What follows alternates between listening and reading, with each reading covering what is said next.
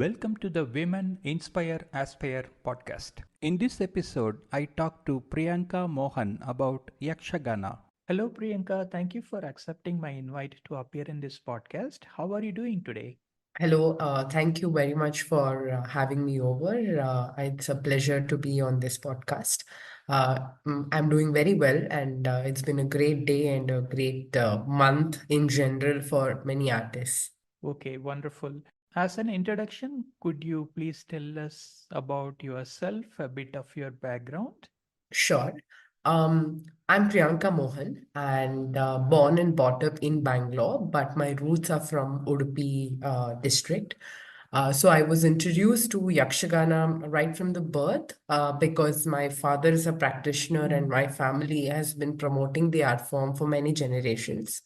And so hence I grew up with a lot of Yakshagana and music, dance, theater around me. Very fortunate, but didn't have any hopes to continue practicing the art form as I grew up.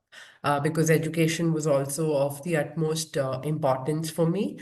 Went the academic way after class 10. Till then, I had performed around 300 shows.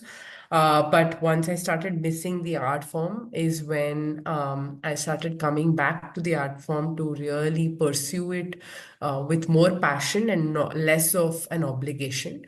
And hence started my second leg of my journey with the art form around my engineering days.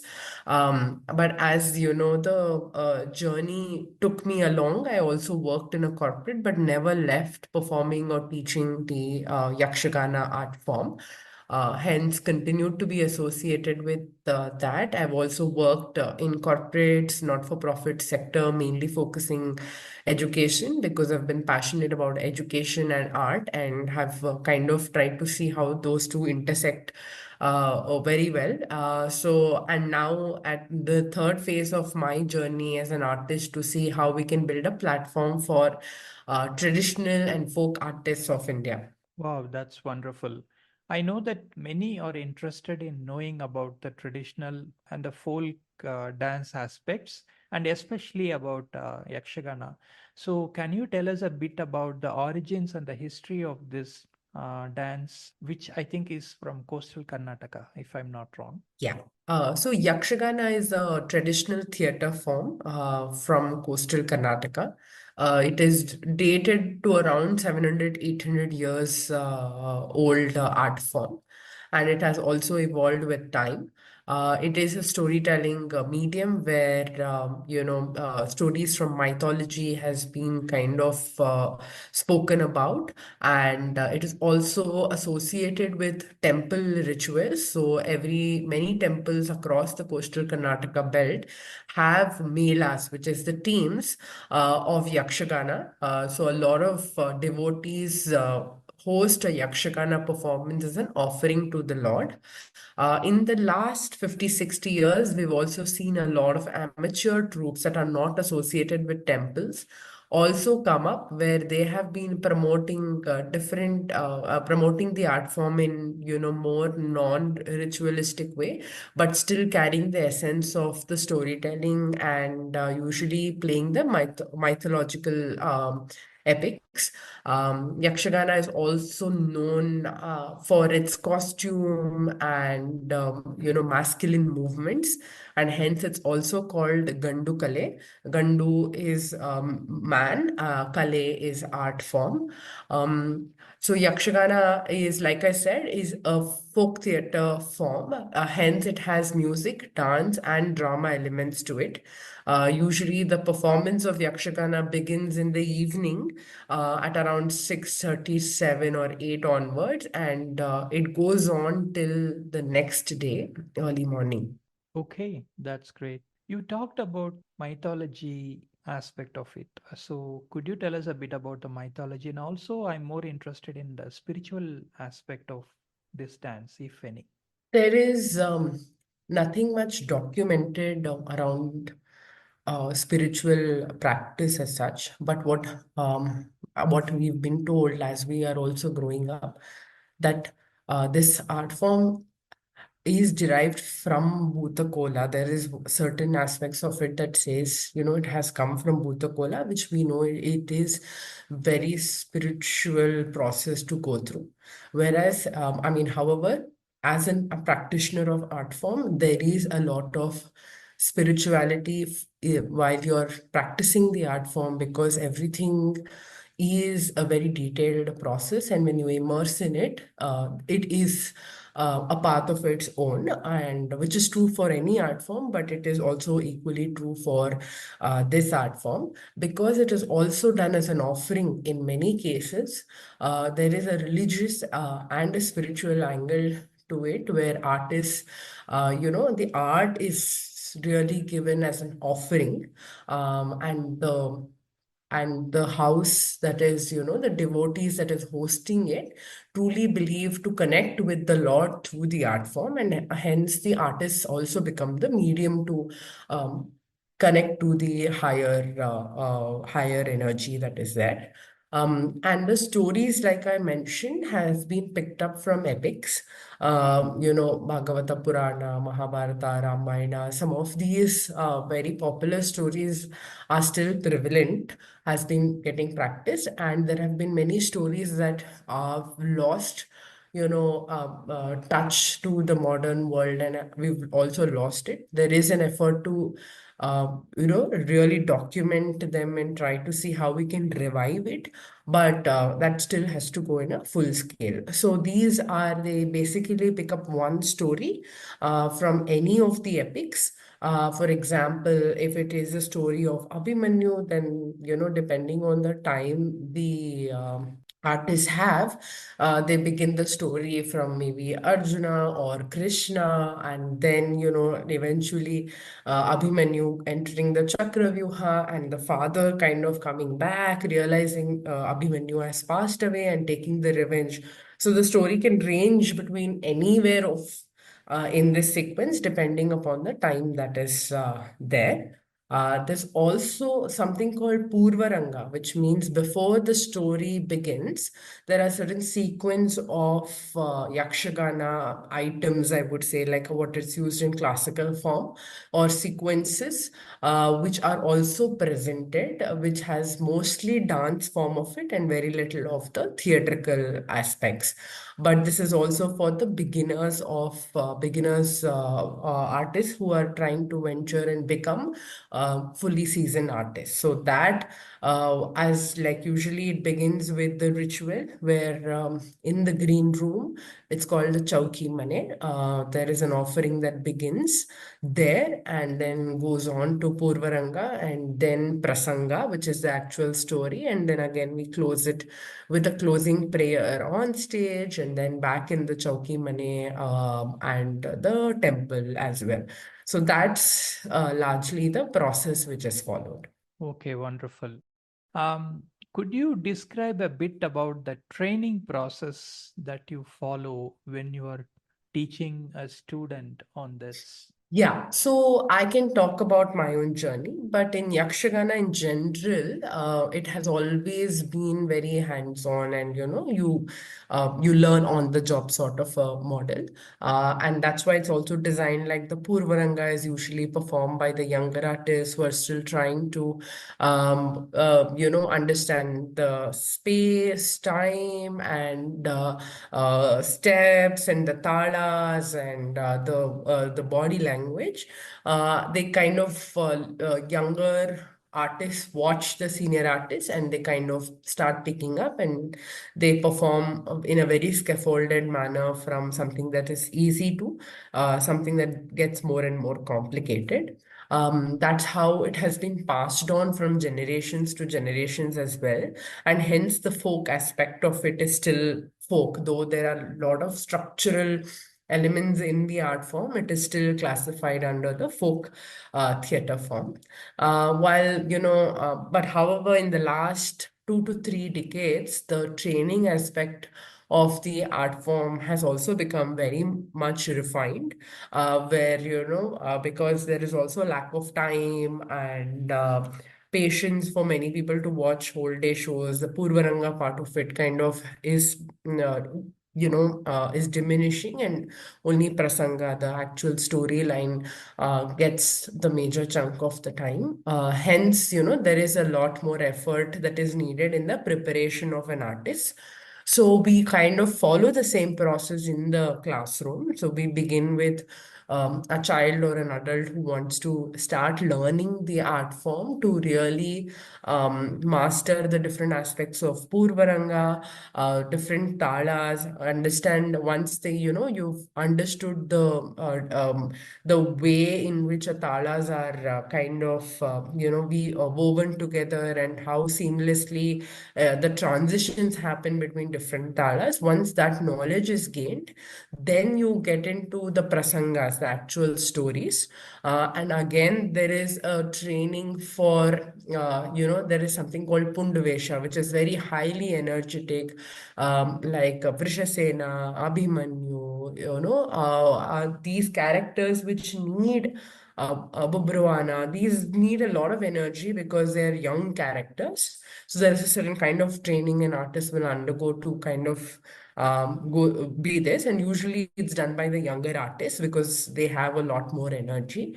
And then moving on to Yeradane Vesha, which is more, Kaurava, Dharmaraya, some little more senior in age and a little more dignified. So the body language, the sequences for that kind of characters, Drona, Bhishma. So these kind of, again, need a certain level of maturity and certain kind of training, which is usually done to a little more seasoned artist.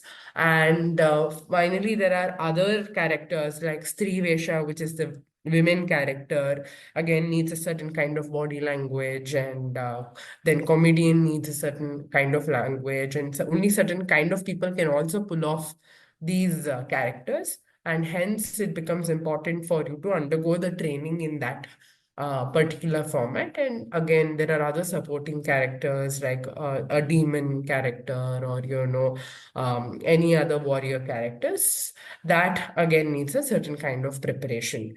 And what we kind of believe in our institution is to see how we can holistically groom a child or a student, so that any given point of time they're able to perform any kind of characters that the artist decides to take up. Wonderful. So, what are some signature moves or expressions that define this kind of dance? Do you have any specific things in your mind?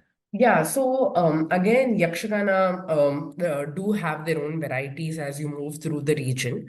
Two popular ones are Badagutittu Yakshagana and Tenkutittu Yakshagana.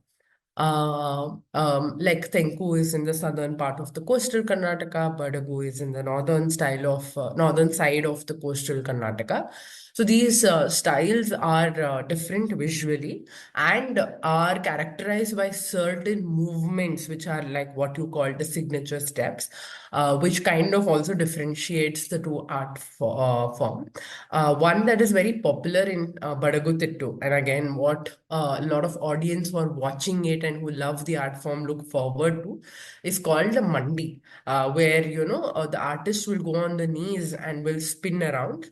And again, a lot of times the talent of the artist is also exhibited by the amount of time the artist can go on the knees, and the speed at which the artist can go, and this time period that the artist can sustain the movement. This is one of a very signature move, and of course, there are certain jumps which are very common in all forms of Yakshagana, and a lot of it, like people see the jumps, or the first thing that many people who kind of don't understand the art form also is to recognize the jumps. In Tenkutittu, there is something called Girki, where the artist who is spinning in the air, going round and round. And again, like how in Badagutittu, Mandi is something that the audience look forward to. In Tenkutittu, it is the Girki that many will look forward to, and the artist will also try and see how many spins and what for what period of time, how high. These are some of the things that the artist kind of showcase while they are performing. Wow, that sounds pretty interesting. I wonder how they manage all that. Let's talk about the impact that this dance has on the young learners in terms of discipline and the personal growth, because that is so important these days in these days of social media addiction and mobile phones and all that. So let's talk about that a bit. Yeah, honestly, I think I have grown as a person. A lot of my personality and my character is defined, and I mean, Yakshagana has played a big role in shaping what I am today. And but also as a teacher from the last 15 years, this is something that I've also seen in many students who have consistently been with the art form also. See, one is like you rightly pointed out, a lot of today's generation, because even in the workforce you see a lot of Gen Z, it is very easy for them to give up on things or not try, or not venture into something that is mundane. A lot of times we need to understand boring things is what actually also gives you results. So that's becoming a challenge. When you practice art forms like Yakshagana, there is a single step you'll have to do over and over again to gain mastery out of these. So some of these disciplines, the consistency, the persistence to kind of get better at what you are, which are also like leadership. These are all the leadership skills that a lot of trainings tell you to do, is kind of ingrained in the art form, is my belief. Because there is a lot of hard work that you put in, and it's not easy, and most of the times you're also thrown challenges that you don't anticipate, however well you're prepared. For example, you're on stage, the music goes off, you need to use your presence of mind, you need to kind of see what do thinking of the feet, thinking on your feet. Some of these skills come to you when you are involved in art forms like these. And I think in Yakshagana, the uniqueness, because these are very generic, which can be applied to any art form, Indian art form today. But Yakshagana gives a more holistic experience because it has music, it has dance, it has instruments, it has different types of, even your fine art skills are tested because of the makeup and everything. So it becomes that one art form that is giving you a holistic experience and also rounding you as an individual.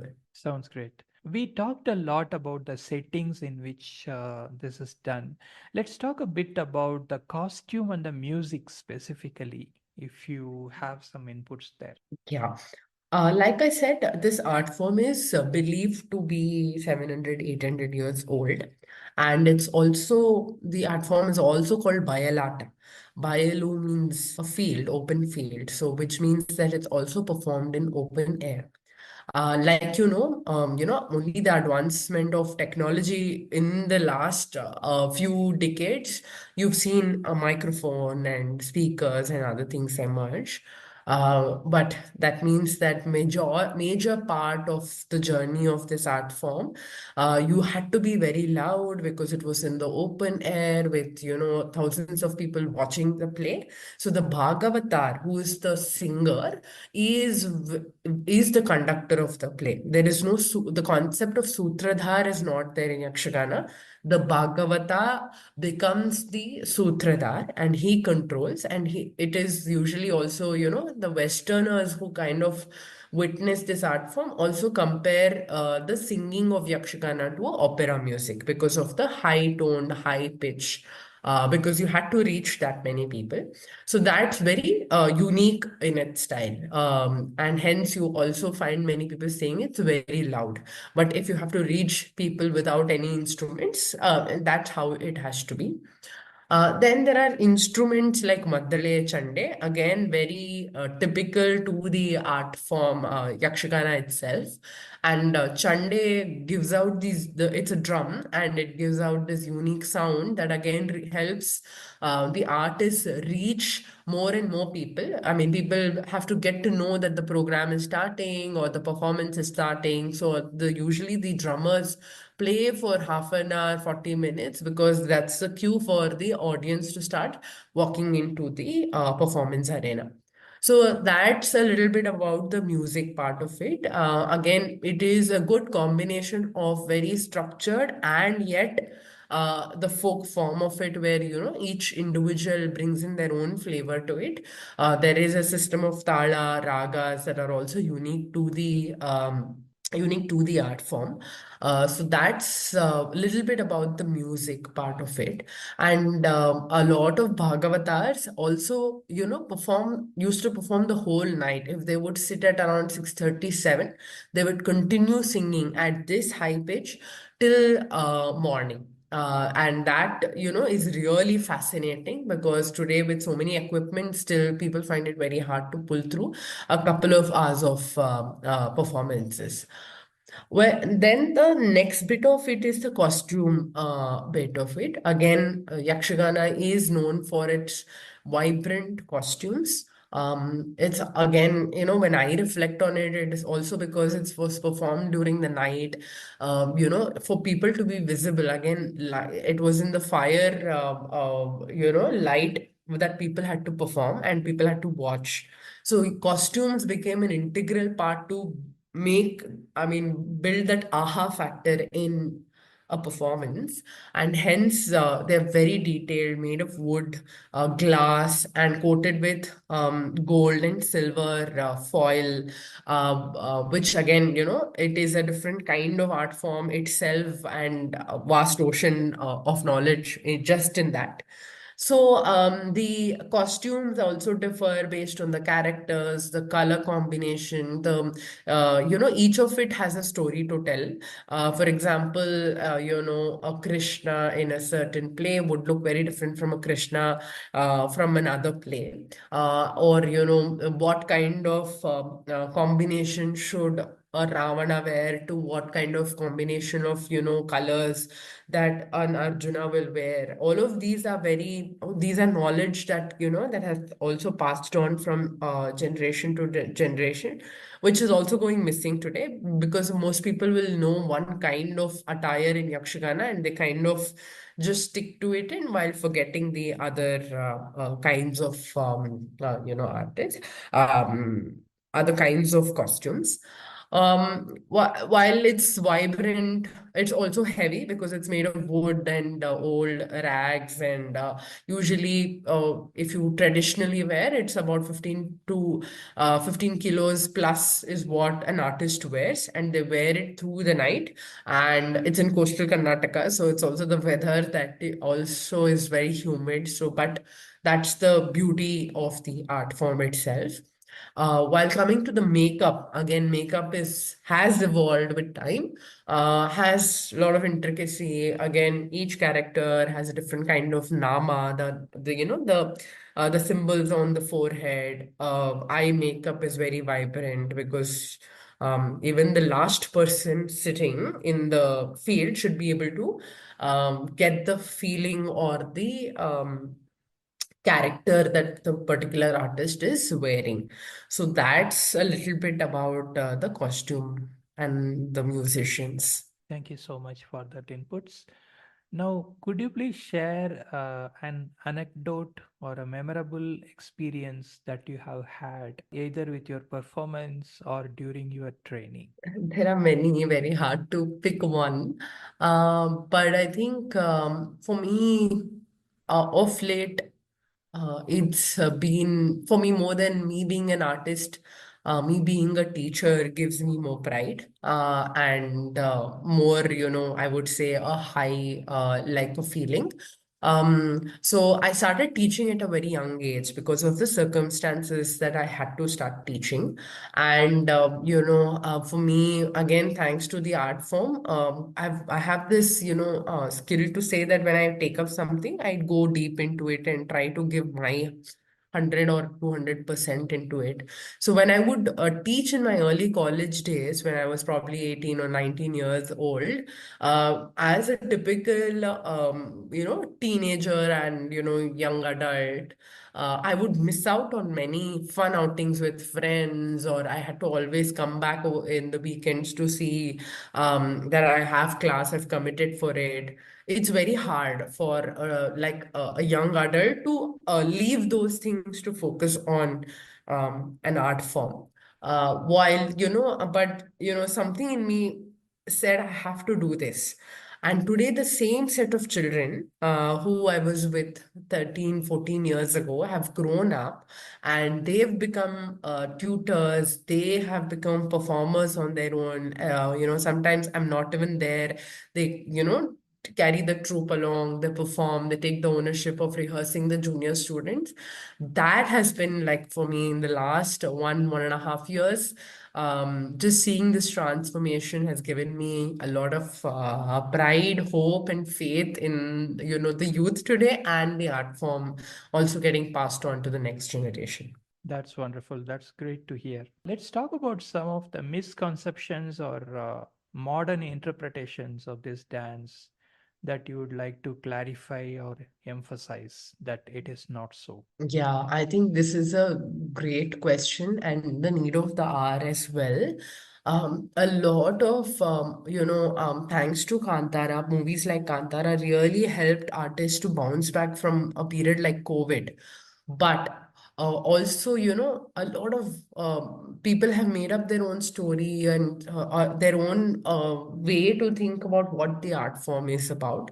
Unfortunately, fortunately, we got a lot of shows after Kantara, and it was much needed because the artists were going through a very difficult time post-COVID. But a lot of people would come and say, even we would do a pure traditional performance, but they would say, can you also do perform for Kantara song? Like, just to explain that that's a different art form, and this is a different art form, though they're from the same region, but there's a difference in what they do. So that's been one thing to really explain to people that there is a traditional angle to it. Please watch the authentic form. While we understand the stories have to evolve, it should resonate with the current age and time, but there's also a lot of value in the wisdom that has been passed on from generation to generation, and we need to kind of value it and be there to kind of experience that. So that is something that's missing in many people. And the second thing is to a lot of people talk about, oh, we are supporting many art forms and artists, but in true essence, if you see, they will say, can you do it for 5 minutes? Can we have guests coming over, can your artist just welcome them? Some of these things, it's more than doing good, you're harming and not valuing the artist, because an artist will spend at least 3 hours going through the process of getting ready. And if you want them to perform for 5 minutes, it is really like, what is it that they can showcase in 5 minutes? So, giving that time and also respecting an artist to say that, I mean, you cannot reduce such a knowledge intense art form to just saying, can you stand next to the bride and groom or guests to welcome them? These things that are evolving is becoming more painful to see many artists today also just doing this and not getting into learning of the art form, getting into the storytelling part of it. Really, sometimes scares me, saying what will happen to the art form in the next couple of generations. I think, and the third bit of it is around the learning of the art form. A lot of them don't because it takes effort, it takes time to master some of these traditional art forms. But today's generation, like all of us know, we want instant gratification. We want to just come learn something and put on the makeup and be on stage. But that value of spend time and earn the stage is something that's going missing. And most parents think, we'll give you the money, we'll give you everything, just put my son on, or daughter on stage, is again somewhere for me that you're not paying respect to the art form. I mean, respect the process, go through the process, and opportunities will come your way, is something that many people also fail to understand. I think these are a couple of things that has been, bothering me as a art teacher, artist, and art promoter. Okay, thanks for sharing those. What advice would you give to someone interested in learning the dance who is new to classical dance scenario? Yeah, I think the advice I would say is be at it. I think don't be with like any habit or anything. It takes time for you to understand and put in that effort to go in depth of learning different aspects of art form, because as you go deeper, you'll understand that many parts of the art is connected and it's important. They play an important role and have a role in creating the larger experience. I think spending that time and energy, especially if you're children, and that's you have the time, because many adults who come in don't have that kind of a time because of family responsibilities and many other commitments that they would have. But as children or teenagers or young adults, put your time into constructively to see how you can immerse yourself in the process, and don't be in a hurry to say world will end tomorrow and I have to learn everything today and make money out of this. I mean, I'm not saying making money is bad, but to say that first spend time in mastering money, opportunities, fame, everything will follow on its own. You don't have to put in additional efforts. So my only thing is to go deep and really be consistent in practice and your association with the art form itself. Thank you so much for those inputs. We talked a lot about Yakshagana. Now let's talk a bit about yourself. Apart from the work, what are the things that you do for fun, hobbies, interests, or anything like that? Yeah, I'm a workaholic, so I do enjoy working. I mean, whatever work it is, it doesn't feel like a mundane task for me. I really enjoy it. I'm at my best when I'm also working.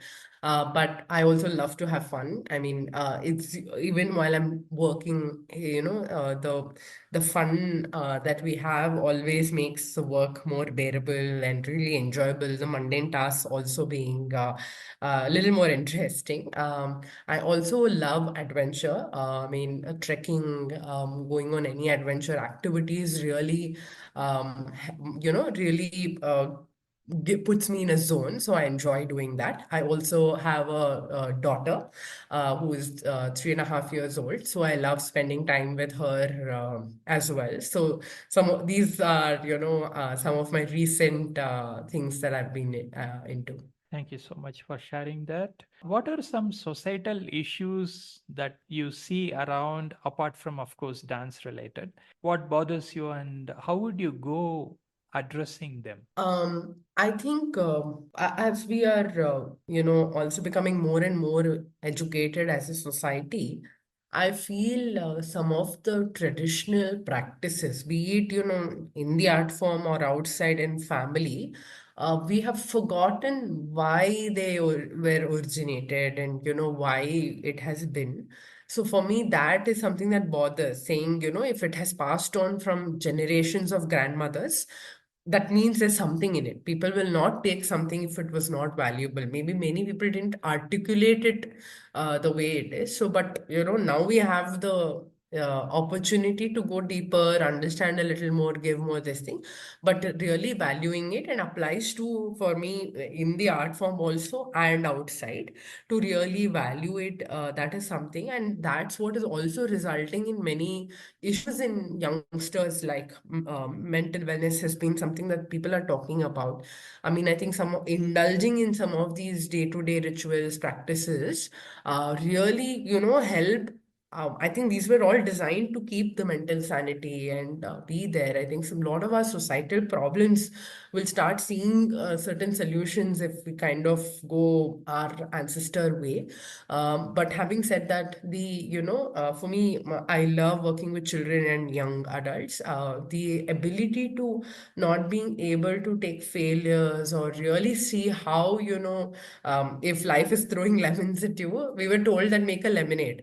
But today, just, that lemon itself is becoming so heavy for many youngsters that, some people are also taking it to taking their lives and, extreme steps, which bothers me, because, one, I have a child of my own, and two is just if we are not able to navigate these small bumps, how will we lead life? I mean, life you can enjoy only if you're enjoying the good parts and the bad parts of it. That's what makes it more meaningful. So for me, that is something that's been on my mind. And of course, things like inclusion in different levels, all of these also kind of keep bothering.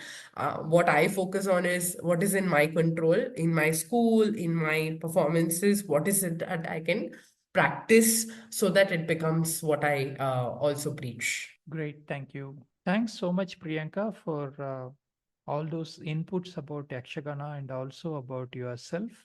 Do you have any questions for me as the podcast host? Yeah, I think for me, it was more of you interact with so many people from diverse backgrounds. Wanted to understand, is there any commonality you find in many of these conversations, or are they like really very different? Because I mean, commonality. While I'm asking is, you do ask questions like, what is that's bothering you, a societal issue? These could be, something that's common or whatever. But your experience of just your conversations with diverse set of people who've kind of done their own things in their own this thing will be very interesting to hear. Yeah, so one common theme that I have found is about mental well-being. Many people talked about this, and I have had guests from Bharatanatyam, I have had guests from Carnatic music and other traditional forms, and all of them expressed opinion that those forms help in mental well-being. And likewise, I am pretty sure that Yakshagana will also be helpful for people when they practice.